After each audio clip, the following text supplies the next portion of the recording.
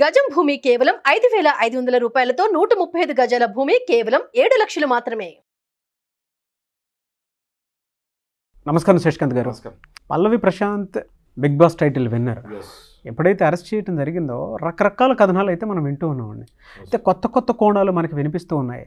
ఎందుకంటే ఇవాళ legal language చాలా తక్కువ మందికి తెలుసు. సో ఇవాళ మనం అవేర్నెస్ కోసం అని చెప్పేసి ఇన్ఫర్మేషన్ వీడియోస్ ఫ్యూ డేస్ నుంచి చేస్తున్నాం కాబట్టి మీరు నేను చర్చించుకునే వాటి మీద ప్రతి ఒక్కరికి థ్యాంక్స్ టు యూ ఆల్సో అండి. బికాస్ కామన్ మ్యాన్కి ప్రతి ఒక్కరికి సెక్షన్స్ మీద అవగాహన ఉండేలాగా ప్రతి ఒక్కరికి అంటే ఆ లాంగ్వేజ్ని మీరు వాళ్ళకి అందుబాటులో ఉండే విధంగా చెప్తున్నారు. Thank you so much. అయితే కొన్ని రైట్స్ కూడా మీరు చెప్తున్నారు కాబట్టి అడుగుతున్నాను. ఎఫ్ఐఆర్ కూడా దానికి సంబంధించినటువంటి డీటెయిల్ కూడా బయటికి రానియకుండా అరెస్ట్ చేశారనేటువంటి వాదన అయితే బలంగా వినిపిస్తుంది. ఎవరో ఒకటి చెప్పింది వాళ్ళ లాయరే. ఎలా అసలు దీన్ని ఏ విధంగా చూడాలి మనం? ఇప్పుడు ఎఫ్ఐఆర్ అంటే ఫస్ట్ ఇన్ఫర్మేషన్ రిపోర్ట్ అండి. నేను మీకు చెప్తాను. ఫస్ట్ ఇప్పుడు ఎవరైనా కంప్లైంట్ ఇచ్చినప్పుడు దాన్ని ఒకవేళ రిజిస్టర్ చేయాలంటే పోలీస్ వాళ్ళు దాన్ని ఎఫ్ఐఆర్ చేస్తారు. దాన్ని ఫస్ట్ ఇన్ఫర్మేషన్ రిపోర్ట్ అంటారు. ప్రతి ఎఫ్ఐఆర్కి ఒక నంబర్ ఇస్తారు.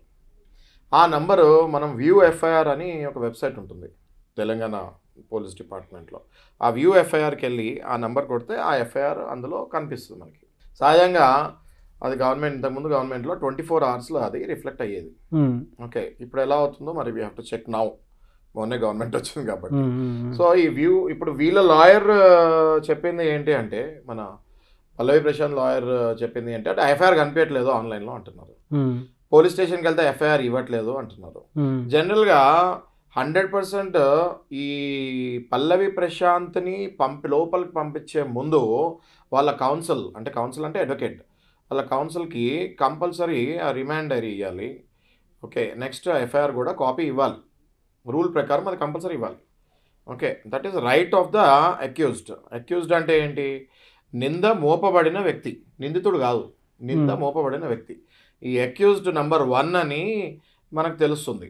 ఓకే, ఈ ఎఫ్ఐఆర్ కాపీ అయితే ఇప్పుడు దాకా మన దగ్గర నాయకుడు కూడా రాలేదు, కానీ ఎఫ్ఐఆర్ వస్తుంది. Very soon will get FIR. FIR వచ్చిన తర్వాత మళ్ళీ మనం వీడియో తీద్దాము. ఈ ఎఫ్ఐఆర్ ఆన్లైన్లో రిఫ్లెక్ట్ అవ్వట్లేదు. దాని మీనింగ్ ఏమనుకోవాలి సార్? అంటే రిఫ్లెక్ట్ అవ్వట్లేదు అంటే దాన్ని ఎలా అనుకోవాలి? అంటే ఇందులో జాప్యం జరిగిందా లేకపోతే టెక్నికల్గానా అన్నది మనము అర్థం చేసుకొని చెప్పే ముందు అసలు రిఫ్లెక్ట్ అవ్వాలి అన్నది ఇంపార్టెంట్. ఓకే, ఇప్పుడు ఈ అడ్వకేట్ ఎవరైతే ఆ అక్యూజ్డ్ అంటే ఎవరు పల్లవి ప్రశాంత్కి వాదిస్తున్నాడో ఆయనకు చేతిలో ఎఫ్ఐఆర్ కాపీయే రాకపోతే ఆయన ఏం వాదిస్తాడు ఆ కేసు? లాజిక్. ఇప్పుడు బెయిల్కి వెళ్ళాలి. ఓకే, ఆయన ఎటో తీసుకెళ్లారు. ఇమీడియట్గా ఇవాళ మధ్యాహ్నం కానీ రేపు పొద్దున కానీ ఫస్ట్ బెయిల్ పడాలి. బెయిల్ పడాలి అంటే అది ఎఫ్ఐఆర్ కాపీ చదవాలి. ఆ కంప్లైంట్ ఏం రాసుకున్నారో వీళ్ళు అది చదవాలి. దానికి తగ్గట్టు మన బెయిల్ పిటిషన్లో పొందుపరచాలి. ఓకే, ఫ్యాక్ట్స్ అనేవి ఉంటాయి. ఓకే, ఆ ఫ్యాక్ట్స్లో ఇలా చేశాడు అంటే పలానా పల్లవి ప్రశాంత్ పలానా బిగ్ బాస్ షోలో కంటెస్టెంట్ విన్నర్ అయ్యాడు, ఇలా ఈ ఇష్యూలో లోపలేశారు, మనం బెయిల్ అడుగుతాము. పలానా పల్లవి ప్రశాంత్ ఇందు మూలన ఇది లోపలేశారు కాబట్టి ఈ గ్రౌండ్స్ అన్నీ కరెక్ట్ కాదు, మా పల్లవి ప్రశాంత్ అనే వ్యక్తి ఇన్నోసెంట్, మాకు బెయిల్ కావాలని మనం బెయిల్ వేస్తాము. ఇది జడ్జి గారు చూసి పబ్లిక్ ప్రాసిక్యూటర్ ఉంటారు అటు పక్కన పల్లవి ప్రశాంత్ తప్పన అడ్వకేట్ ఉంటారు. ఓకే, ఇటు పక్కన పబ్లిక్ ప్రాసిక్యూటర్కి ఛాన్స్ ఇస్తారు, ఇటు పక్కన పల్లవి ప్రశాంత్ అడ్వకేట్కి కూడా జడ్జి గారు ఛాన్స్ ఇస్తారు. పబ్లిక్ ప్రాసిక్యూటరు ఏ రకంగా బెయిల్ ఆపుతారు, ఈ ప్రైవేట్ అడ్వకేటు అంటే ఈ అక్యూజ్డ్ మన పల్లవి ప్రశాంత్ అనే అడ్వకేట్ ఏ తరఫున వాదిస్తారు, రెండు వాదోపవాదాలు చూసి జడ్జి ఓకే అనుకుంటే జడ్జి గారు బెయిల్ ఇస్తామో బెయిల్ రిజెక్ట్ చేస్తామో జరుగుతుంది. సహజంగా ఇలాంటి కేసెస్లో బెయిల్ రావాలి. ఎందుకు అంటే ఇది ఏవైతే నిందలు ఈయన మీద పడ్డాయో 80% ఆఫ్ ద కేసెస్ బెయిలబుల్ ఉన్నాయి, 20% of the cases non bailable అని ఆ లాయర్ చెప్తాం, నేను విన్నాను. ఓకే, ఇప్పుడు సెక్షన్స్ ప్రకారం చూసుకుంటే ఈ ఎందుకు ఏం బెయిలబుల్ ఏం నాన్ బెయిలబుల్ చూసుకుంటే 147, 148, సెక్షన్ 290, 353, 427 రెడ్ విత్ 149.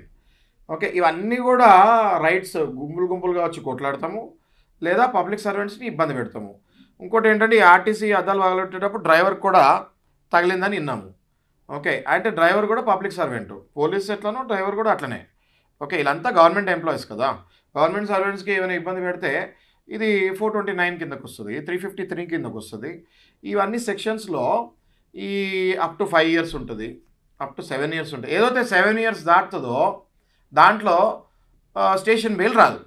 ఓకే, అయితే ఇక్కడ ఏం జరిగిందంటే 41A notice, CrPC 41A notice అంటారు.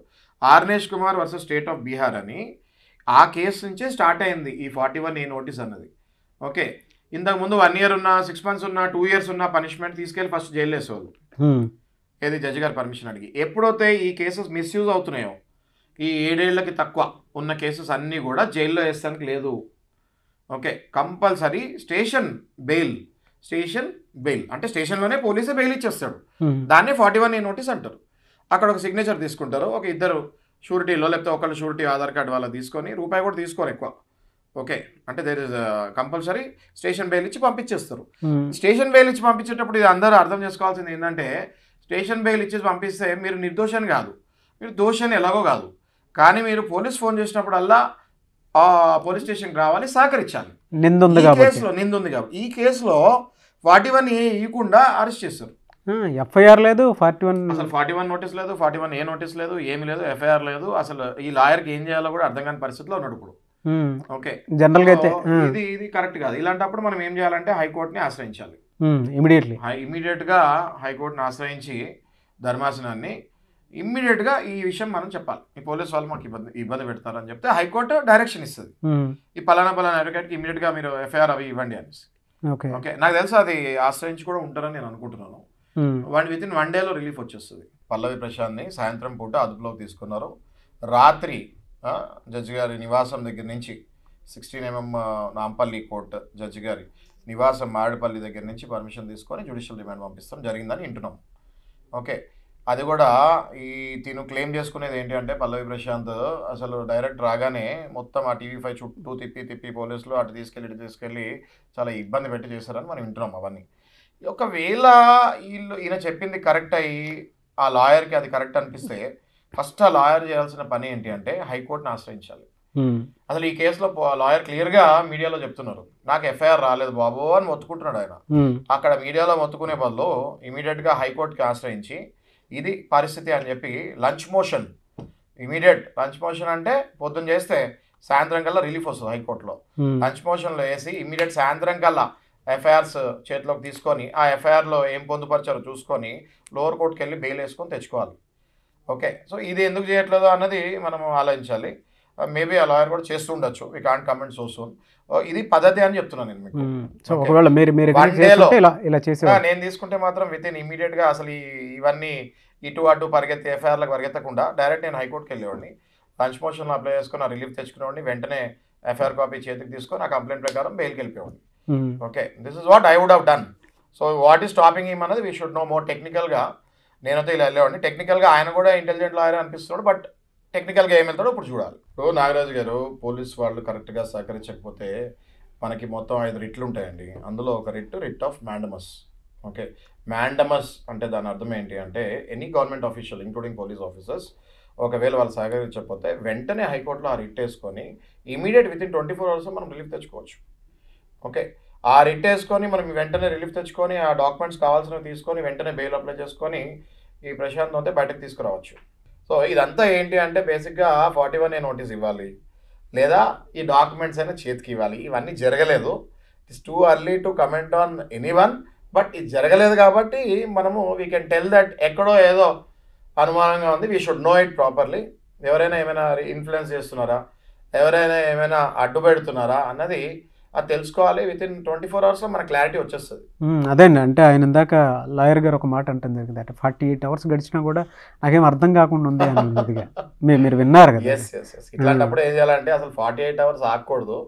పోలీస్ స్టేషన్కి ఒక 2 సార్లు వెళ్ళాలి, 3వసారి హైకోర్టుకి వెళ్ళిపోవాలి.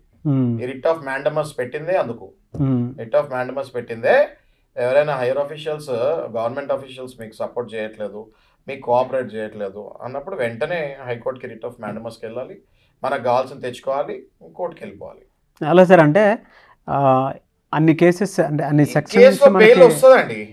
ఈ కేసులో బెయిల్ ఖచ్చితంగా వస్తుంది, కరెక్ట్ వేలో వెళ్ళాలి. ఈ కేసులో బెయిల్ ఖచ్చితంగా వస్తుంది. బికాస్ బెయిల్ ఎవరికి ఇవ్వరు, ఇప్పుడు బెయిల్ ఎవరికి ఇవ్వరు అంటే ఎవరికైతే మనం బెయిల్ ఇచ్చిన తర్వాత మళ్ళీ అందుబాటులో ఉండడో లేదా సాక్షులు తారుమారు చేస్తారో వాళ్ళకి ఇవ్వరు. ఇందులో సాక్ష్యాలన్నీ బంధించడం జరిగింది, తారుమారు చేసే ఛాన్సెస్ లేవు. నెక్స్ట్ ఈయన ఎక్కడికో దేశం వదిలి పారిపోయే క్యాండిడేట్ కాదు, ఈయన ఇప్పుడు ప్రపంచమంతా తెలుసు. ఈయన ఇప్పుడు ఎయిర్పోర్ట్కి వెళ్ళినా లేకపోతే ఎక్కడికి వెళ్ళినా ఎక్కడికి పారిపోవాలంటే అవుతుందా?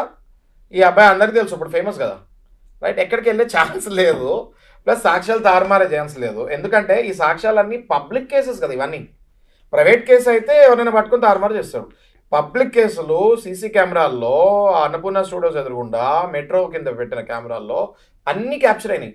ఈ అబ్బాయి సాక్ష్యాలు కూడా ఏం తారుమారు చేసేది లేదు. సో బెయిల్ రావాలి, ట్రయల్ కోర్టులో చూసుకోవాలి. ఇంకా ఆ కోర్టులో వాదోపవాదాల మీద అది నెక్స్ట్ ఎట్లా వెళ్ళాలి, ఇంకెవరైనా యాడ్ చేయాలా ఇందులో, యాజమాన్యాన్ని యాడ్ చేయాలా, అసలు ఇంకెవరెవరు ఉన్నారు, ఈయన ఏమన్నా అంటున్నారు, ఇంకెవరెవరు ఉన్నారు, ఇంకెవరైనా యాడ్ చేయాలా ఇందులో, ఇవన్నీ మనం చూసుకొని ముందుకెళ్ళాలి. నాకపోతే ఇది 100% అబ్బాయిని జాగ్రత్తగా బయటకి తీసుకురావచ్చు అనిపిస్తుంది. ఎందుకంటే ఇది ఈ అబ్బాయి ఒక్కడే చేసింది కాదు కదా నాగరాజ్ గారు.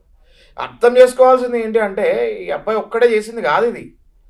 ఇంత పెద్ద షో, ఇన్ని కోట్ల మంది ఫ్యాన్స్, 1,00,000 మంది అక్కడ ఈ అబ్బాయి పిలుస్తానికి ఛాన్సే లేదు.